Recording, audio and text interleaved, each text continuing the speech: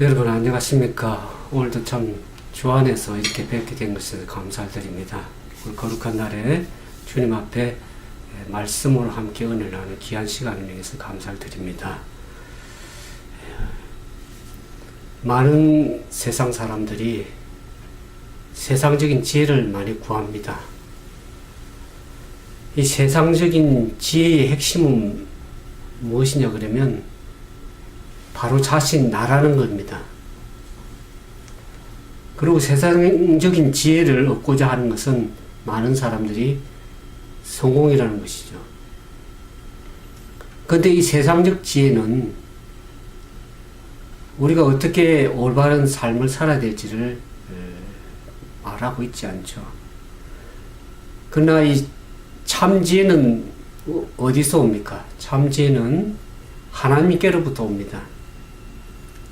오늘 우리가 성경에 살펴보고자 하는 열왕기상 3장과 4장을 살펴보겠는데 거기 솔로몬의 지혜는 그 지혜는 하나님께로부터 온 것을 우리가 알 수가 있습니다. 만약 우리가 내가 판단의 기준이 되면 우리는 실수를 하기가 참 쉽습니다. 저와 여러분은 저 자신을 보더라도 내 생각과 내 판단 기준으로 모든 것을 행할 때 때로는 돌아보면 실수하고 허물이 있는 것을 보게 됩니다. 그러나 그것을 후회할 때는 이미 때가 우리가 늦은 것이라고 할 수 있겠습니다. 그래서 우리는 삶의 중심이 내가 아니라 누가 중심이 되어야 되겠습니까? 하나님 중심으로 사는 삶을 살아가야만이 우리가 실수하지 않고 또 어리석은 그런 선택을 하지 않을 수가 있습니다. 그리고 하나님 중심으로 살면서 또한 나의 필요도 중요하지만 다른 이웃의 필요를 살펴줄 아는 그러한 사람이 그리스도인이라고 할 수 있겠습니다.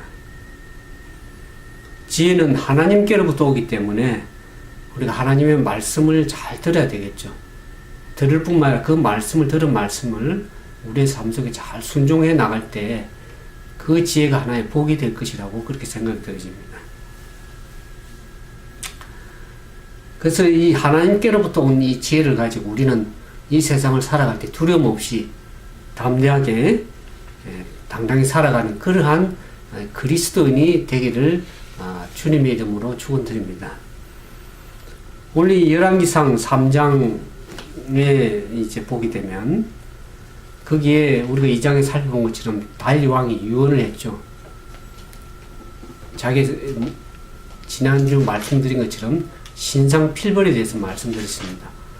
상 줄 사람들에게 상을 주고 벌 줄 사람들에게 벌을 주는, 그래서 다윗의 숙적이 되는 많은 사람들을 제거하고 솔로몬 왕은 척근 세력들을 강화시킴으로 말미암아서 이 솔로몬 왕권을 강화시켜 나갔습니다.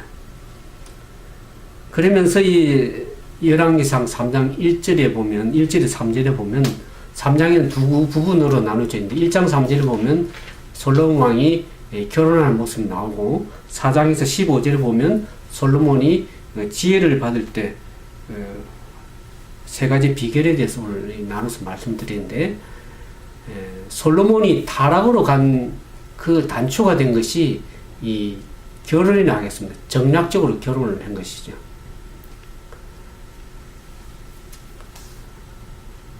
다윗이 죽은 이후에 이 반대 세력을 다 척근을 제거하고 이 내부 왕권을 강화시킨 이 솔로몬이 이웃 국가와의 이 정략적인 결혼을 하게 됩니다. 그 고대 왕권 중에 최강국이라고 할 정도로 애굽이 이 팔레스틴의 조그만 나라인 이 나라의 솔로몬 왕과의 정략 결혼을 한 것을 보면 이 애굽이라는 초강대국이 점점 세력이 약화된 것을 알 수 있겠고, 또한 이 팔레스틴의 조그마한 나라인 솔로몬 왕이 이 강대국인 애굽 왕과의 딸을 데려와서 정략적으로 결혼을 했다는 것은 그만큼 솔로몬 왕국이 힘이 강화된 것을 우리가 이해할 수 있겠죠. 그래서 이 솔로몬 왕은 나라가 커지면서 그 나라를 안정시키기 위해서 이 정략적으로 대외적으로 이렇게 결혼을 한 것을 알 수가 있습니다. 근데 어떠한 이유였든 간에 이 솔로몬이 이러한 정략적 결혼을 한 결정은 올바른 것이 아니라고 할 수 있겠습니다. 그로 인해서 나중에 보면 우리가 성경에서도 보는 것처럼 솔로몬 왕의 왕비가 700이요 빈장이 300이라고 하는, 그래서 그 후처들을 말미암아서 어떻습니까?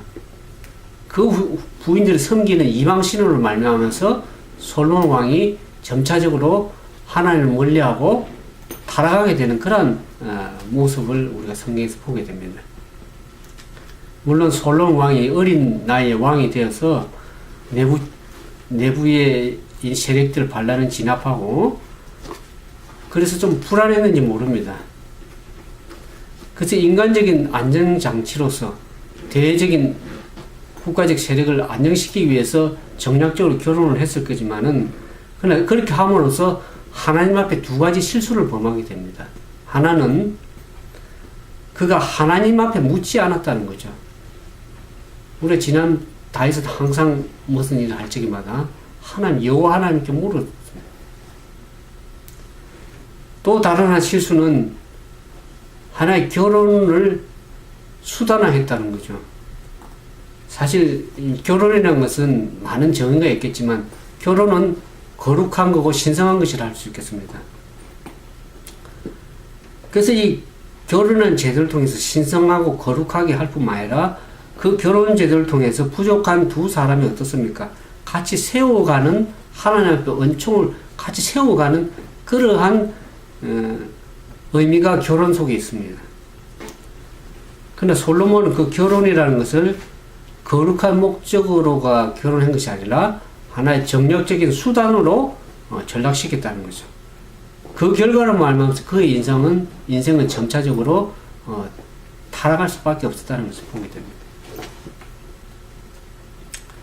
그 얘기가 열왕기서 3장 1절에서 3절에 이제 결혼 얘기가 나오고, 그 다음 3장 4절에서부터 15절에까지 솔로몬이 어떻게 하나님 앞에 지혜를 얻게 됐는지 그 비결을 세 가지를 좀 살펴보고자 합니다. 우리가 이 솔로몬이 꿈에서 하나님과 나눈 대화를 보게 됩니다.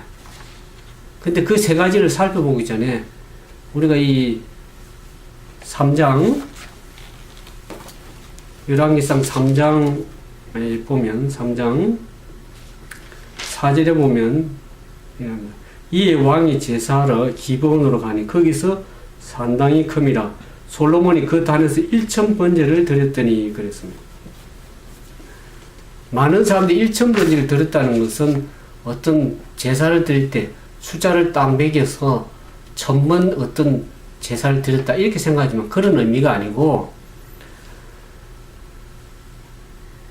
1000번의 제사가 아니라 희생제물을 1000마리를 희생제물 1000마리를 한 번에 하나님께 드렸다는 거죠. 그걸 1000번제라고 그럽니다.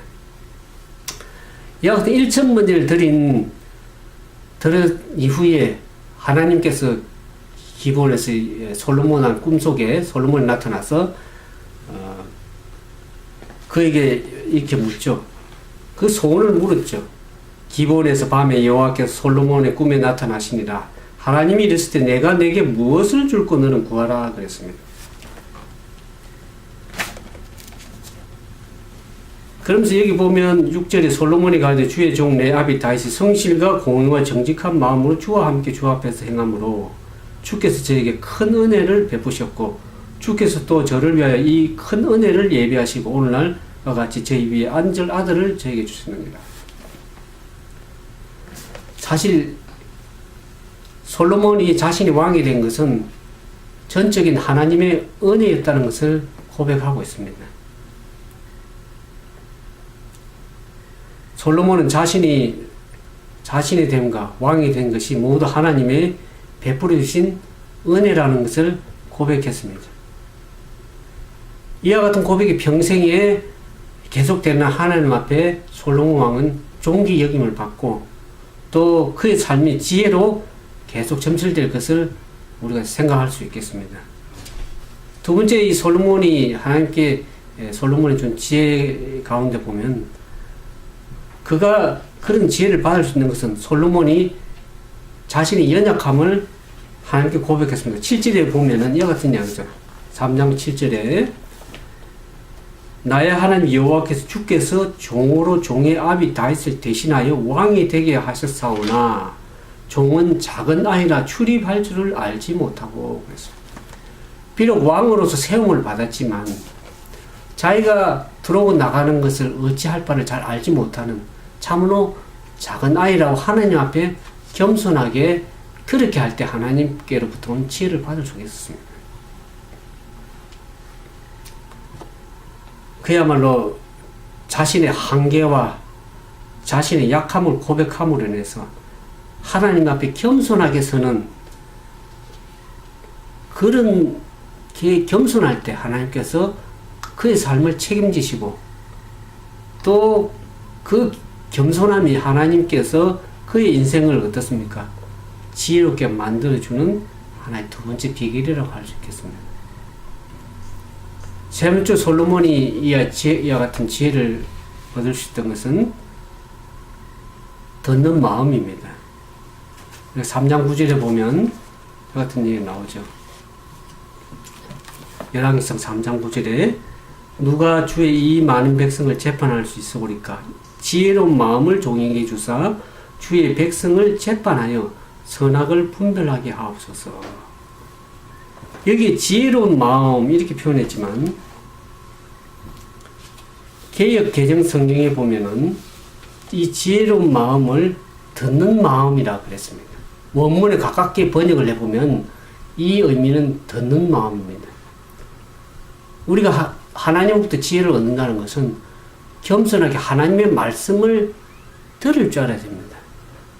그래서 하나님의 말씀을 듣고 이 많은 백성을 올바르게 분별해서 선악을 분별해서 판단하고 심판을 내릴 수 있는 그것이 하나님의 말씀을 잘 들을 줄 아는 사람들입니다.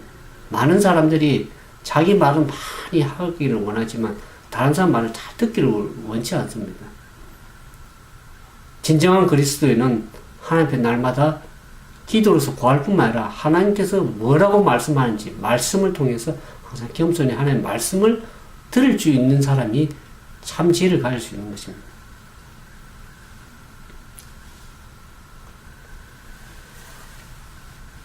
그래서 우리는 하나님의 말씀을 귀로만 들을 것이 아니고 온 마음을 들여서 들을 때 우리는 참된 지혜를 가질 수 있고 참으로 승리하는 그런 인생의 비결을 발견할 수 있는 것입니다.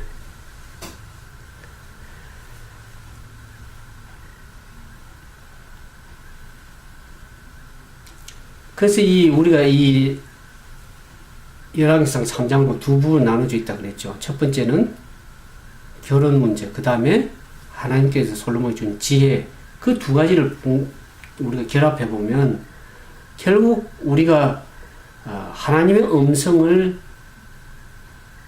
마음을 기울여서 잘 듣느냐 아니면 인간의 깨와 생각을 가지고 인생을 계획하냐에 따라서 엄청난 차이가, 다른 차이가 있다는 것을 알 수 있습니다. 오늘 우리가 한 주간 살아갈 때에 수많은 일들과 많은 사람들도 이렇게 접촉하고 만나게 됩니다. 그럴 때 우리는 어느 것에 귀를 기울여야 합니까? 사람의 말, 자신의 깨와 수단의 생각에 의존해야 될 것인지, 아니면 하나님의 말씀을 듣고 지혜롭게 판단해야 될 것인지, 양자 간에 선택을 해야 될 경우가 많을 겁니다. 우리가 이쪽을 택하느냐 저쪽을 택하느냐에 따라서 우리 인생은 타락한 솔로몬이 되는가 아니면 지혜로운 솔로몬이 되는가, 그와 같은 결정을 우리가 스스로 해 나갈 수가 있습니다. 오늘날 여러분 삶 속에서 하나님의 말씀을 통해서 참으로 참된 지혜를 가지고 올바른 판단을 통해서 많은 결정들을 바르게 해나감으로 인해서 풍성한 올바른 믿음의 삶이 되기를 소망합니다. 그래서 오늘 이 4장의 연에서 보면 솔로몬의 지혜가 나오는데, 열왕기상 4장에 보면 솔로몬이 이 하나님께서 은혜를 주셔서 왕으로서 세움을 받아서 하나님의 뜻을 따라서 이 나라를 이끌어가는 것을 보게 됩니다. 그래서 거기 4장에 보면 신하들을 세우고 12행정구역을 세우고 각 분야별로 외교적인 분야, 군사적인 분야, 그 다음에 행정적인 영역, 다양한 필요에 따라서 사람들을 기용하고 그들에게 직임을 부여하는 것을 이 4장에서 보게 됩니다. 그래서 이 4장 본문을 통해서 우리는 솔로몬이 태평성대를 이루어 나가는 것을 보게 됩니다. 그러나 그 태평성대를 이루어 나가는 기초가 뭡니까? 하나님께 주신 지혜를 가지고 그렇게 시작해 나갔습니다.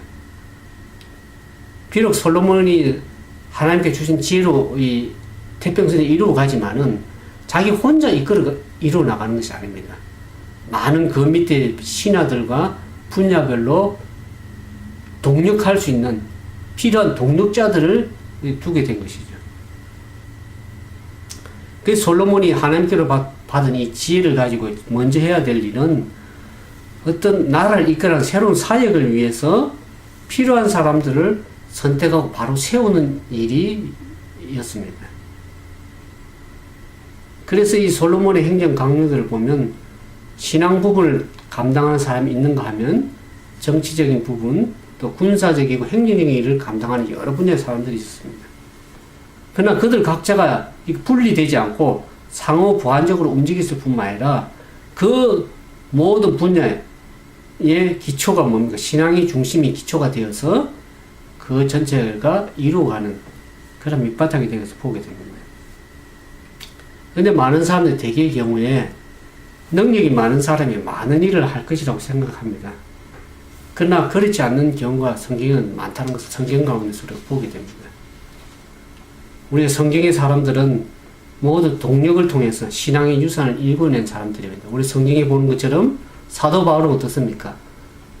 혼자 훌륭하다고 많은 능력의 일을 하는 것이 아니라 그 돕는 실라와 디모데라는 동력자가 있었습니다. 그리고 그 외에 많은 신실한 주의 동력자들이 있었습니다. 그래서 사도 바울은 혼자서 그 놀라운 업적을 세운 것이 아니라 언제나 동력자들과 함께 이 험난한 신앙의 기초를 세워나가는 업적들을 이루어 나갈 수가 있었습니다. 오늘 우리가 마지막 시대에 살아가는 오늘 우리 시대도 동일하다고 생각이 들어집니다. 우리가 세상을 향한 하나님의 일을 해나갈 때 솔로몬처럼 또 사도 바울처럼 그것을 감당하기 위한 동력자들이 주변에 하나님께서 허락하십니다. 이 지혜로운 사람은 자신이 혼자 모든 일을 해나가는 것이 아닙니다. 모든 상황 속에서 마음을 같이 하는 사람들을 모으고 그들과 함께 일을 해나가는 것입니다. 지혜로운 사람은 더불어서 선을 이루어가는 사람이 지혜로운 사람이라고 할 수 있겠습니다. 그래서 이 열왕기상 4장에 보면 이스라엘의 인구가 바다의 모래알같이 많았다 그랬습니다. 그러나 그 인구가 바다 모래알같이 많았지만은 먹고 마시는 일에 부족함이 없었다고 이렇게 성경이 기록하고 있습니다. 그것을 볼 때 솔로몬 시대에 이스라엘은 참으로 번영하고 태평성대를 이뤘다는 것을 보게 되죠. 그러면서 성경에 보면 솔로몬의 영토가 어느 정도 넓었냐 그러면 유브라데스 강에서부터 애굽 지경에 이르기까지 방대한 그러한 나라가 되었습니다. 그래서 그 사이에 있는 나라들이 조공을 다 바쳤습니다. 그래서 솔로몬 왕실의 엄청난 하루 소비 식량만 보더라도 이스라엘이 얼마나 물질적으로 번영을 누리고 있었음을 우리가 성경 가운데 보게 됩니다. 우리가 25절에 보면 우리가 열왕기상 4장 25절에 보겠습니다. 열왕기상 4장 25절에 보면 솔로몬의 사는 동안에 유다와 이스라엘이 단에서부터 부엘세바에 이르기까지 각기 포도나무 아래와 무화과 나무 아래서 안전히 살았더라. 솔로몬의 통치가 참으로 하는 이 이스라엘이 참 놀라운 완전한 평화 가운데 살아가는 모습을 보게 됩니다. 이 모습은 우리가 그리스도께서 이루실 앞으로의 하늘에서 이룰 수 의의 통치와 그 결과로 인해서 누리는 우리의 평화와 이 번영을 기쁨을 우리가 예표하는 것이라고 우리가 볼 수 있겠습니다. 그러나 이 모든 예표가 그러하듯이 실질적으로 이루어진 천국의 약속에 비하면 이 솔로몬이 지금 이루었던 이스라엘의 그 모든 평화는 하나의 그림자라고 할 수 있겠죠. 이 열왕기서가 쓰여진 때는 언제 쓰여졌냐면 예루살렘이 멸망된 이후에 쓰여진 것을 감안해 볼 적에 솔로몬 시대의 번영은 결국 역사 속에서 흘러간 이야기라고 할 수 있겠습니다. 특히 솔로몬의 통치가 영광스러운 것은 사실이었지만은 거기에는 어두운 그림자도 또 있는 것을 우리가 성경에서 보게 됩니다. 우리가 26절에 보면 4장 26절에 솔로몬의 병거의 말에 외양간이 4만이요 마병이 1만 2천이라 그랬습니다. 하나님이 주신 복을 누림과 동시에 이 솔로몬은 뭐에도 의지한 것을 알 수 있습니다. 군사적인 힘에도 의지하는 것을 보게 됩니다. 그리고 신명기 17장 10절에 보면 하나님께서 병거를 많이 두지 말라 그랬습니다. 어떤 힘에 의지하고 하나님을 의지하기보다 힘을 많이 군사적 힘을 의지하는 것은 결국 하나님에 대한 불신입니다. 불신함입니다. 결국 모든 것을 이끌어가고 광대하게 하고 번영하게 하시는 분은 하나님이신 것을 우리가 알 수 있습니다. 그런데 하나님을 의지하기보다는 자기의 군사적인 힘, 나라의 힘, 권세를 의지하게 되면 하나님으로 점점 멀어진다는 것을 성경은 얘기를 하고 있습니다. 그래서 솔로몬 시대의 이 이스라엘 나라 어떤 면에서 보면 최고의 절정기라고 할 수 있겠습니다. 그러나 이것은 전적으로 다윗이나 솔로몬의 통치력이 때문에 이 강화된 것이 아니라 조금 전에 말씀드린 것처럼 하나님께서 이스라엘과 함께 하심으로 말미암아서 가능했다는 거죠. 하나님께서 다윗과 솔로몬이 어떻습니까? 하나님을 경외하고 그 말씀에 순종하면 살아갈 적에 하나님께서 그 위를 계속 왕권을 지켜나가고 나라를 태평하게 이루어 간다는 것을 성경이 얘기하고 있습니다. 그들이 진정으로 하나님을 경외하고 말씀에 순종할 적에 다윗과 솔로몬에게 복을 허락하셨어. 그 복을 받은 다윗과 솔로몬뿐만 아니라 그들이 다스리는 이스라엘 나라와도 함께 하셨던 그 모습을 보게 됩니다. 오늘 이와 같은 사실은 우리 삶에도 동일하게 적용이 됩니다. 오늘 여러분이 속한 가정과 국가와 교회가 진정으로 하나님의 말씀을 경외하고 그 말씀에 순종해 나갈 적에 우리가 번영하고 그 안에 축복을 누리고 삶을 살아간다는 것을 우리가 배우게 되는 것입니다.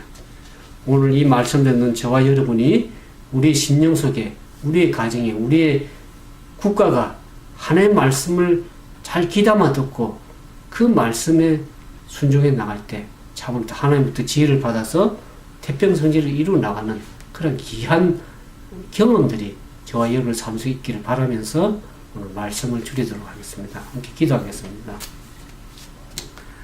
거룩하시고 자비하신 아버지 하나님, 오늘날 우리가 인간적인 지혜로 말하면 얼마나 많은 어려움을 겪고 실수를 하는지 알 길이 없습니다.